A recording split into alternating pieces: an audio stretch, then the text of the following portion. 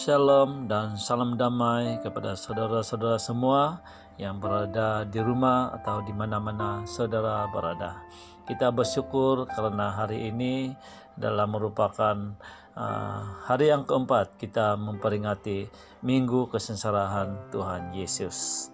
Dan teks firman Tuhan yang kita akan baca pada hari ini yaitu Yohanes 18 ayat 38b sehingga pasal 19 ayat 16b.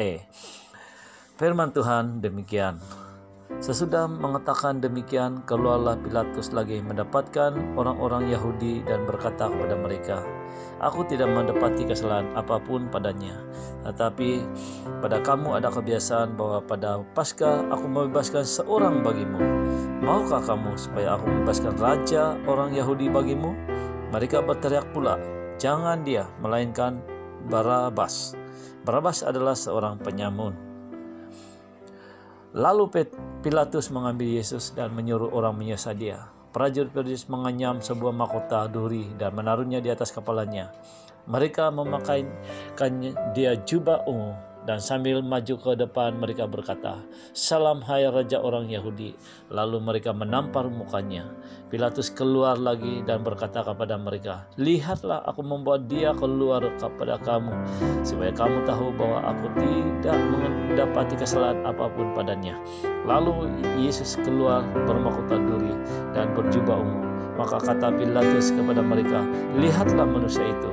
Ketika imam-imam kepala dan penjaga-penjaga itu melihat dia, berteriaklah mereka, "Salibkan dia, salibkan dia."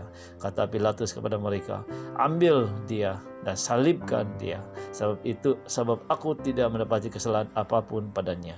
Jawab orang-orang Yahudi itu kepadanya, "Kami mempunyai hukum dan menurut hukum itu ia harus mati, sebab ia menganggap dirinya sebagai anak Allah."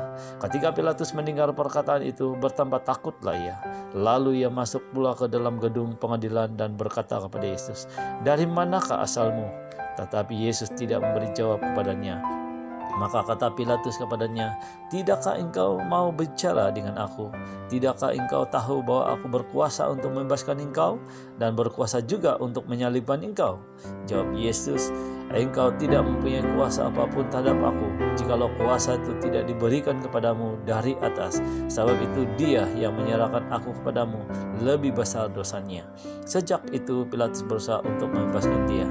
Tetapi orang-orang Yahudi berteriak, "Jikalau engkau membebaskan dia, engkau bukanlah sahabat Kaisar. Setiap orang yang menganggap dirinya sebagai raja, ia melawan Kaisar." Ketika Pilatus mendengar perkataan itu, ia menyuruh membawa Yesus keluar dan ia duduk di kursi pengadilan di tempat yang bernama Latostos dalam bahasa Ibrani Gabata. Hari itu ialah hari persiapan Paskah, kira-kira jam 12. Kata Pilatus kepada orang-orang Yahudi itu, "Inilah rajamu." Maka berteriaklah mereka, "Enyahkan dia, enyahkan dia, salibkan dia." Kata Pilatus kepada mereka, "Haruskah aku menyalibkan rajamu?" Jawab imam-imam kepala, "Kami tidak mempunyai raja selain daripada Kaisar." Saudara-saudara yang kekasih dalam Tuhan, kita telah melihat dan mendengar pembacaan sebentar tadi, yang mana tema kita pada hari ini adalah Yesus dihukum mati. Saudara-saudara yang kasih dalam Tuhan, biasanya seseorang yang akan mendapat hukuman mati terlebih dahulu telah beberapa kali naik ke pengadilan untuk mendengarkan kes-kes tertuduh akan kebenaran yang setimpal hukuman mati. Tetapi dengan Yesus tidak sampai sehari pengadilan, maka hukuman mati telah dijatuhi kepada Yesus. Di dalam teks pembacaan kita mendapati beberapa perkara kenapa Yesus akhirnya dijatuhi hukuman mati. Yang pertama, Mahkamah Pengadilan Sivil lemah. Gubernur Pilatus adalah ketua pengadilan. Ayat 38b hingga 40, Gubernur tidak mendapati kesalahan yang setimpal hukuman mati kepada Yesus. Namun kelemahannya, Gubernur Pilatus telah menyatakan bahwa kebiasaan pada masa Paskah ada seorang harus dibebaskan yang bermaksud dia mahu membebaskan Yesus. Tetapi sebaliknya, kepimpinan agama Yahudi dengan hasutan kepada orang ramai meminta Barabas, seorang penyamun atau penjenayah yang bahaya, akan dibebaskan dari penjara. Akhirnya Pilatus menjadi serba salah. Sedangkan Pilatus sebenarnya boleh memutuskan apa keputusan menurut hukum kebenaran. Karena Yesus tidak bersalah menurut hukum sivil Romawi, dan Pilatus boleh menahan Yesus buat sementara kemudian dilepaskan pada masa akan datang. Atau Pilatus boleh membebaskan Yesus tanpa ditahan karena tidak bersalah. Tetapi Pilatus masih takut kepada kepimpinan agama Yahudi. Seharusnya kebenaran harus ditegakkan dan bukan berkompromi yang tidak benar.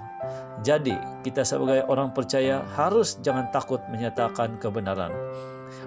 Pasal 19 ayat 4 hingga 6, Pilatus menyuruh askarnya memukuli Yesus dan buatkan mahkota duri bagi Yesus, serta memakaikan jubah ungu pakaian raja kepada Yesus. Hal ini, saudara-saudara, secara tidak langsung satu sindiran hinaan kepada Yesus, menyatakan bahwa Yesus adalah Raja Yahudi seperti yang Pilatus dengar. Kemudian Pilatus membawa Yesus keluar dan memperlihatkan Yesus kepada pemimpin-pemimpin agama Yahudi dan masyarakat Yahudi yang berkumpul di luar istana. Di dalam hal ini, Pilatus ingin menyenangkan hati para pemimpin agama Yahudi dengan melakukan pukulan dan penghinaan kepada Yesus agar para pemimpin agama Yahudi berpuas hati. Tetapi apa yang berlaku? Para pemimpin agama Yahudi dengan marah menghasut masyarakat untuk bersama-sama berteriak agar Yesus disalibkan. Oleh itu, saudara-saudara, kita orang-orang percaya tidak perlu kita terlalu menyenangkan hati manusia dengan membuat orang lain menderita dan terhina.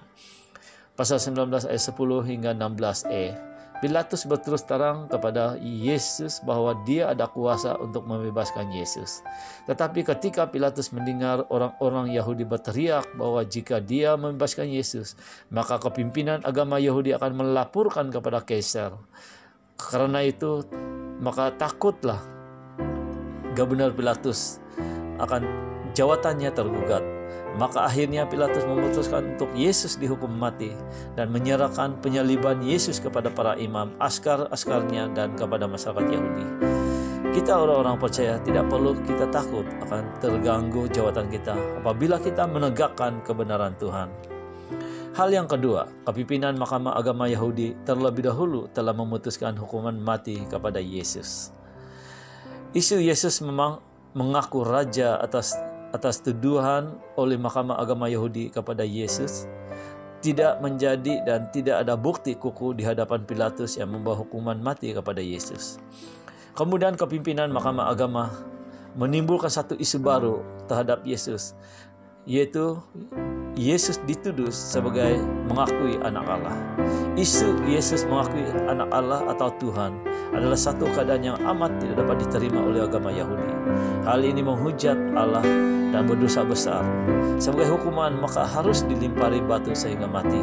Begitu sekali keras undang-undang dan peraturan agama Yahudi, dan sehingga apa sahaja undang-undang dan peraturan yang dibuat oleh mereka dianggap itu adalah ajaran dari Allah. Dan sesiapa saja orang Yahudi yang melanggarnya pasti dihukum keras dan disifatkan berdosa. Rupa-rupanya Mahkamah Agama Yahudi ini adalah bertindak seperti hakim yang mewakili Allah untuk menghukum orang yang berdosa. Tetapi ada di dalam firman Tuhan Perjanjian Lama mencatatkan bahwa apabila mengadili seorang haruslah dengan penuh keadilan. Tetapi apa yang kita lihat, cara pengadilan Mahkamah Agama lebih dikuasai emosi, perasaan dan emosi dan amarah. Jadi hal ini tidak menepati mesej firman Tuhan.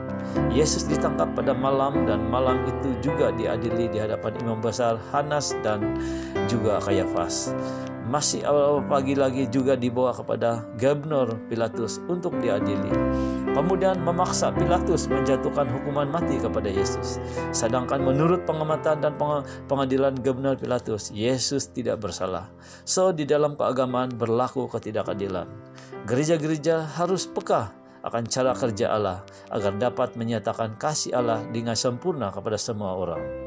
Hal yang ketiga, masyarakat Yahudi mudah terhasut. Yohanes 19 ayat 12, sejak itu Pilatus berusaha untuk membebaskan dia, tetapi orang-orang Yahudi berteriak, "Jikalau engkau membebaskan dia, engkau bukanlah sahabat Kaisar. Setiap orang yang menganggap dirinya sebagai raja, ia melawan Kaisar." Demikian ayat dalam pasal 19 ayat 12. Maka itu dengan itu masyarakat Yahudi sebenarnya terikut-ikut untuk menghukum mati terhadap Yesus. Mereka hanya dipengaruhi oleh keinginan jahat kepimpinan agama Yahudi dan terikut-ikut marah serta menghukum mati Yesus. Sedangkan masyarakat sebelum ini amat menyanjung tinggi Yesus seperti raja ketika Yesus datang di Yerusalem dengan menaiki keldai atau rusa dalam konteks Malaysia. Oleh itu anggota-anggota jemaat masa kini haruslah sentiasa berhati-hati agar tidak terikut-ikut dan mudah terhasut kepada hal-hal yang membawa kejahatan dan penderitaan orang lain. Hal yang keempat, Allah mempergunakan semua keadaan untuk tujuan misinya. Kita baca dalam Yohanes 19 ayat 11 demikian, Yesus menjawab, "Engkau tidak mempunyai kuasa apapun terhadap aku, jikalau kuasa itu tidak diberikan kepadamu dari atas. Sebab itu dia yang menyerahkan aku kepadamu lebih besar dosanya." Saudara-saudara yang kekasih dalam Tuhan, misi Tuhan adalah menjadikan Yesus sebagai korban bagi penebusan manusia dari dosa. Oleh itu, baik Pilatus dengan ketakutannya hilang jawatan digunakan atau dipergunakan oleh Allah bagi mencapai rencananya. Baik juga kepada para pemimpin agama Yahudi dengan emosi dan amarah dan kejahatan di hati mereka juga dipergunakan Allah untuk mencapai rencananya. Masyarakat yang mudah dipengaruhi dan dihasut untuk menyokong perbuatan jahat kepada orang lain juga dipergunakan Allah mencapai rencananya. Dengan itu, karena misi dan rencana Allah, semua keadaan Allah pergunakan demi kemuliaannya. Oleh itu, setiap orang percaya, jangan kita ragu-ragu akan pertolongan dan campur tangan Tuhan terhadap kehidupan kita. Dalam pelbagai cara, Allah tetap dengan setia memberikan perhatian kepada kita yang terus taat dan setia kepada Tuhan Yesus. Saudara-saudara yang kekasih dalam Tuhan, sebagai simpulan atau penutup firman Tuhan hari ini, mari kita bersyukur karena Allah menyelamatkan kita dengan hukuman mati terhadap Yesus bagi mencapai kasih Allah kepada kita manusia. Kasih Allah itu adalah mahu menyelamatkan manusia berdosa dengan korban darah kudus Yesus Kristus. Tuhan memberkati kita semua. Mari kita berdoa. Terima kasih Tuhan, kami amat memuji dan memuliai Engkau. Engkau telah memberkati kami dengan firman-Mu. Dan biarlah firman-Mu benar-benar menjadi satu kekuatan bagi kami.